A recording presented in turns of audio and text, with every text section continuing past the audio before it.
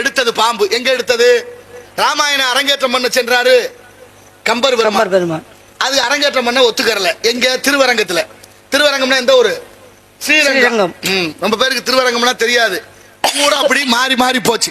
அப்ப திருவரங்கம் என்ற ஸ்ரீரங்கத்துல ராமாயணத்தை அரங்கேற்றம் பண்ண செய்யும் பொழுது அங்க இருந்த அந்தணர்கள் மறுக்கிறார்கள். அப்ப எப்படி அரங்கேற்றம் பண்ணணும்? தில்லை அப்படின்னு ஒரு ஊர் இருக்கு, அதான் சிதம்பரம்.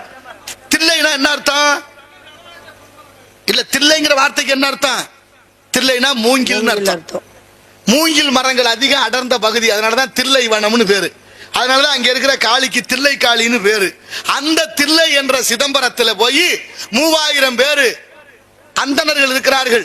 அவர்கள்ட்ட போய் ஒப்புதல் கையெழுத்து, அதாவது இந்த ராமாயணத்தை நீங்க அரங்கேற்றம் பண்ணலாம், எங்களுக்கு எல்லாம் சம்மதம்னு கையெழுத்து வாங்கிட்டு வான்னு அனுப்புறாங்க. இவர் இங்க இருந்து அங்க போனா ஒருத்தரை பார்த்தா ஒருத்தரை பார்க்க முடியல, ஒருத்தர் அங்க வர்றாரு, ஒருத்தர் இங்க 3000 பேரையும் ஒரே நேரத்தில் கையெழுத்து வாங்க முடியுமா? ரொம்ப கவலையோட கம்பர் படுத்திருந்தாராம். கனவுல வந்து பெருமாள் சொல்றாரு, கவலைப்படாதே கம்பா, நாளை காலையில ஒரு அந்தன சிறுவனுக்கு பாம்பு கடிச்சு உயிர் போகும், நீ அங்க போ, எல்லாரும் 3000 பேர் அங்க கூடி இருப்பாங்க, நீ போய் அந்த பையனை உயிர் பெற்ற எழச்சை அப்படின்னு அசரீரி கனவுல வந்து சொல்றது மாதிரி தெரியும். இப்ப மறுநாள் காலையில ஒரு அந்தன சிறுவன் இறக்குறான். கம்பர் அங்க போய் 4 பாட்டு பாடினார். ஆழியான் பள்ளி அணைய அவள் வரைந்த ஆழி வரையும் மடித்தாம்பே, பூழியான் பூனே புறமரித்த பொற்சிலையில் பூற்றுகின்ற நானே அகல நடனாரு. தலையில இருந்து விஷம் மார்புக்கு வந்துச்சு.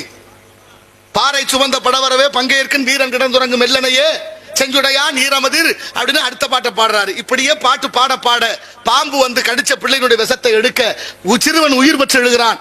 அந்தணர்கள் அந்த பிராமணர்கள் ஒரே அதிர்ச்சி, எப்படி செத்த பிள்ளை உயிர் விளக்க வச்சுட்டாரு, நீங்க எந்த ஊர்ல இருந்து வந்தியா, என்ன விஷயமா வந்தியா சொல்லுங்க அப்படின்னா, இதான் ஜமயம்னு. ஐயா நான் ராமாயணம் எழுதிருக்கேன், நீங்க எல்லாரும் கையெழுத்து போடுங்க, கையெழுத்து போட்டீங்கன்னா அரங்கேற்றம் பண்ண. இந்த நல்ல செய்தியை செய்த உங்களுக்கு கையெழுத்து நாங்க பாருங்க 3000 பேர் கையெழுத்து போட்டு கொடுத்து அதுக்கப்புறம் தான் ராமாயணத்தை அரங்கேற்றம் பண்ணி. இப்ப பாம்பு உயிரை எடுக்க உயிரை கொடுத்தது கம்பராக, தமிழுக்காக.